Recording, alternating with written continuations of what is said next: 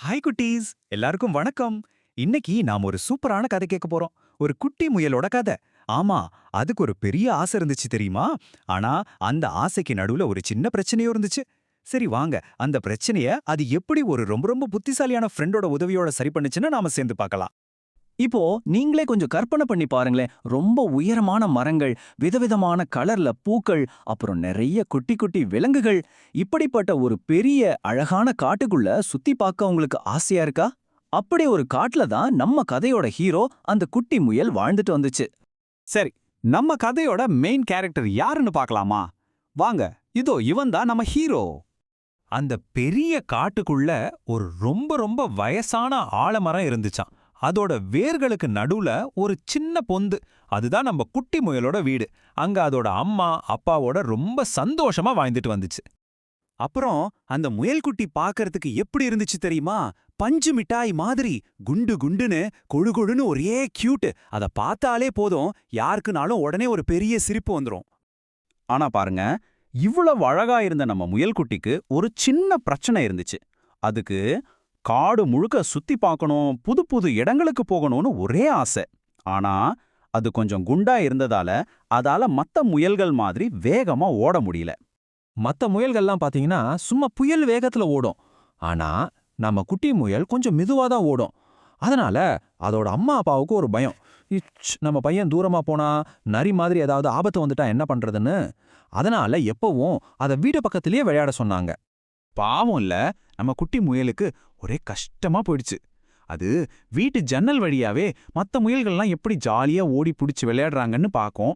அப்போ அது மனசுக்குள்ள, நானும் அவங்கள மாதிரி வேகமா ஓடி இந்த பெரிய காட்டையே சுத்தி வரமாட்டேனா அப்படின்னு ரொம்ப ஏக்கமா நினைச்சுக்கும்.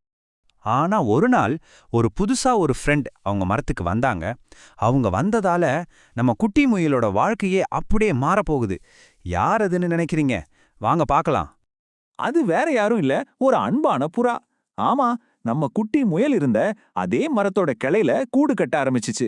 அடடா, அத பார்த்ததும் நம்ம குட்டி முயலுக்கு அவ்ளோ சந்தோஷம்.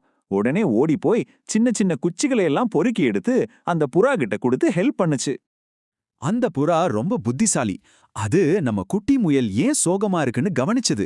அப்போ அது மனசுக்குள்ள, இந்த முயல் குட்டி தனியா இருக்கு, அதுக்கு ஒரு நண்பரும் வேணும், அப்புறம் ஒரு ஜாலியான விளையாட்டும் வேணும் அப்படின்னு நினைச்சுச்சு. உடனே அதுக்கு ஒரு சூப்பர் ஐடியா வந்துச்சு. அந்த புறாவோட ஐடியா என்னவா இருக்கும்? யோசிச்சு பாருங்க. சரி வாங்க, அடுத்தது என்ன நடந்துச்சுன்னு பார்க்கலாம்.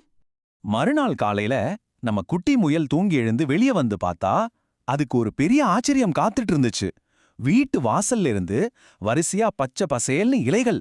அந்த இலைகள் மேல சின்ன சின்ன பனித்துளிகள் வைர மாதிரி மின்னுச்சு. அந்த இலைகள் ஒரு பாதை மாதிரி போயிட்டே இருந்துச்சு. பார்க்கவே அவ்ளோ அழகா இருந்துச்சு. உடனே நம்ம குட்டி முயல் என்ன பண்ணுச்சு? அந்த ஒவ்வொரு இலை மேலையும் டக் டக்குன்னு தாவி தாவி குதிச்சு விளையாட ஆரம்பிச்சிடுச்சு.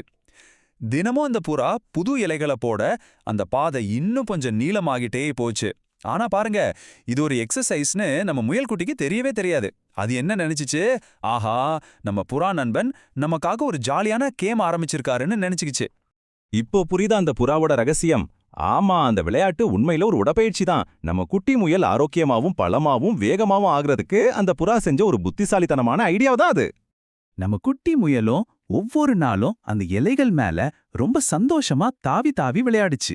நாளாக நாளாக ஒரு பெரிய அதிசயம் நடந்துச்சு. அது என்னன்னு பார்க்கலாமா? விளையாட்டுக்கு முன்னாடி எப்படி இருந்துச்சு? கொஞ்சம் குண்டா மெதுவா வீட்டுக்குள்ளே இருந்துச்சு இல்லையா? ஆனா அந்த இலை விளையாட்டுக்கு அப்புறம் இப்ப ரொம்ப பலமா புயல் வேகத்துல ஓடுற மாதிரி பெரிய பெரிய சாகசமெல்லாம் செய்ய தயாராகிடுச்சு. ஆமாம், இப்போ அதால என்னவெல்லாம் செய்ய முடிஞ்சது தெரியுமா? அதுக்கு எங்கெல்லாம் போகணும்னு ஆசைப்பட்டுச்சோ அங்கெல்லாம் ஓட முடிஞ்சது. ஆபத்து வந்தா வேகமா தப்பிச்சு ஓட முடிஞ்சது. அதுக்கு பிடிச்ச கேரட்டை அதுவே தேடி கண்டுபிடிச்சு சாப்பிட முடிஞ்சது. முக்கியமா அந்த அழகான காடு முழுக்க அதால சந்தோஷமா சுத்தி வர முடிஞ்சது. இதையெல்லாம் பார்த்த அதோட அம்மா அப்பாவுக்கு அவ்வளவு ஆச்சரியம், அவ்வளவு பெருமை. அவங்க சந்தோஷத்துல நம்ம குட்டி முயலை கட்டி பிடிச்சு, நீ இப்போ ரொம்ப பலசாலி ஆகிட்ட, இனிமே உன்னோட அருமையான நண்பனோட சேர்ந்து நீ இந்த காட்டை தைரியமா சுத்தி பார்க்கலான்னு சொன்னாங்க.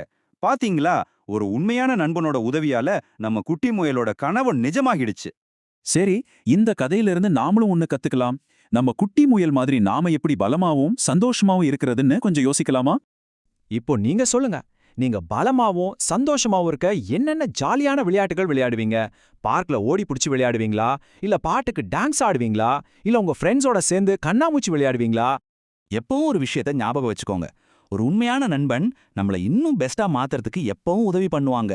நம்ம குட்டி முயலுக்கு அந்த புறா உதவி செஞ்ச மாதிரி நீங்களும் நல்ல விளையாடி சுறுசுறுப்பா இருக்கணும். உங்க நண்பர்களுக்கும் உதவி செய்யணும்.